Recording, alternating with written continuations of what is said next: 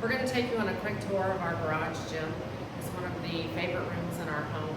This is where we work out daily, and I have a training business where I train lots of clients. But if you're someone that's looking to build a garage gym, then you might get some really good ideas. So one of the first things we invested in was our flooring. This is a garage, so it's concrete. So we got these horse mats, and they usually go into horse stalls, and they are 4x6, about a ½ inch thick.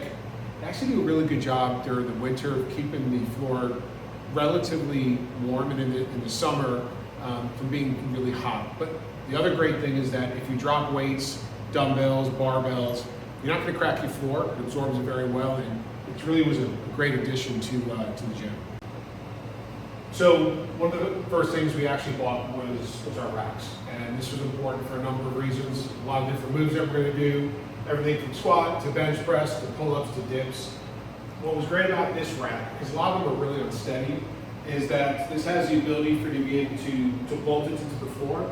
So over the course of the day, actually my son and I were able to get some bolts that were able to screw into concrete, and we bolted them down into the floor. This way, we can do a number of things. We can hang from the rack. No matter how big you are, this thing won't move. The other piece is, we actually have a son who is a college athlete, who's really strong, and 300-400 pounds, he's squatting. We didn't want this thing to be unstable. So the stability of this provided a lot. What it also did allow us to do was get a couple accessories that we thought were important. One is this pulley here, which we're able to do a lot of different things, from pull downs to tricep presses. It's really flexible and durable, so I think up to 200 pounds this sets up for. So this has been a great addition to the gym as well. Other piece that we have is this is great for hanging leg raises. And with these, as well as our gym, I'm 240 pounds.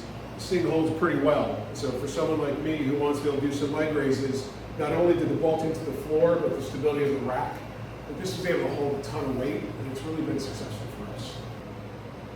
Next, we added a cable and pulley system because of all the exercises that we can do with a cable, but we wanted to be able to use our free weights.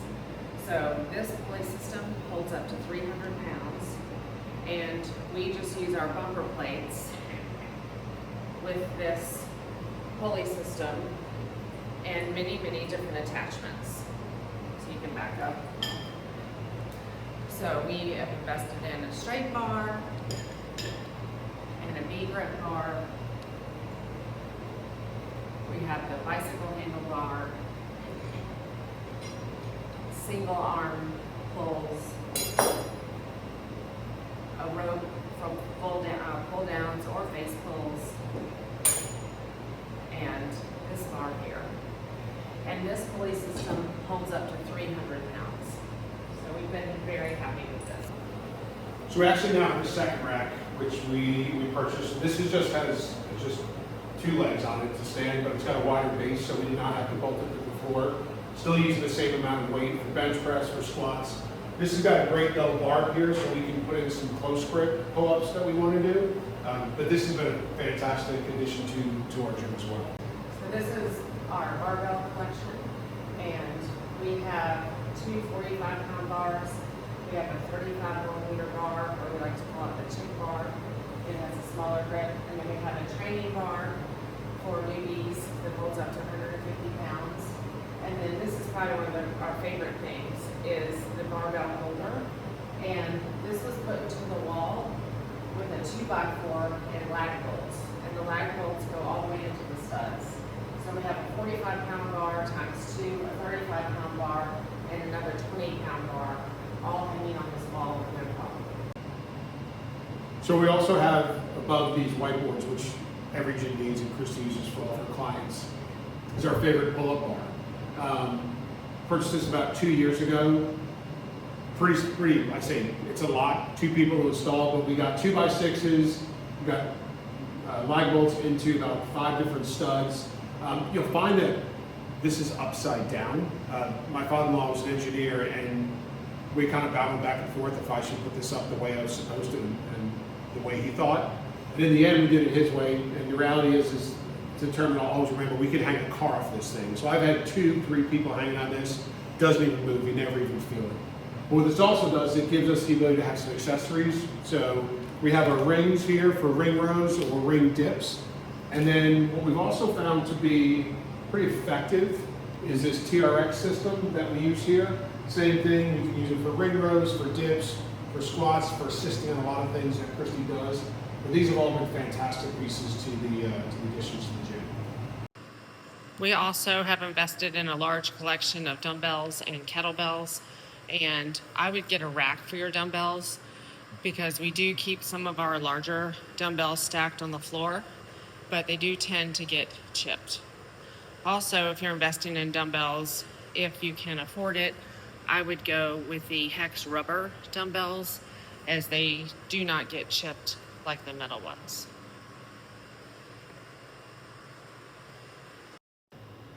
So it's also really important is to have really good benches. When you're looking for them, you want to find the ones that hold a lot of weight, and these will hold a lot of weight, including your body weight. Really like this flat bench one, which we can use for bench press, for rows, and for a myriad of different things. This is one that's actually really pretty good. It's the kickstand one, so you can change the different levels of where the bench is and what you want to do. So especially in a home gym, if you're limited to how much you have in terms of space, you can have a gym that's going to have a bench where you can do a number of different things, get all the way down to a flat bench, and you can do it all in one setting. You're going to have barbells, you're going to need bumper plates, and we like bumper plates better than metal plates. However, we do have some metal plates, and they're good to invest in because they take less room on the barbell. If you're going to load heavy weight, these bumper plates, like these weigh 45 pounds, and these weigh 45 pounds. And this is about 1.5 inches, and these are 3.5 inches. So it's good to have some metal plates to take up less space on your barbell. But you also want good storage. We've enjoyed this storage rack. It rolls, and it holds just about all of our bumper plates that we have. These were not our first purchases, but we love having these in our garage gym. We bought a hip thrust machine, we bought a bar loader for deadlifts, and a leg extension leg curl. We also invested in 3 pieces of cardio equipment. We have a Concept 2 ski erg, a Concept 2 rower, and an assault bike. All of these pieces are non-electronic. You do not need to plug them in, and they retail for less than $1,000 each. So we also invested in 3 what we call specialty bars. That has really rounded out the gym.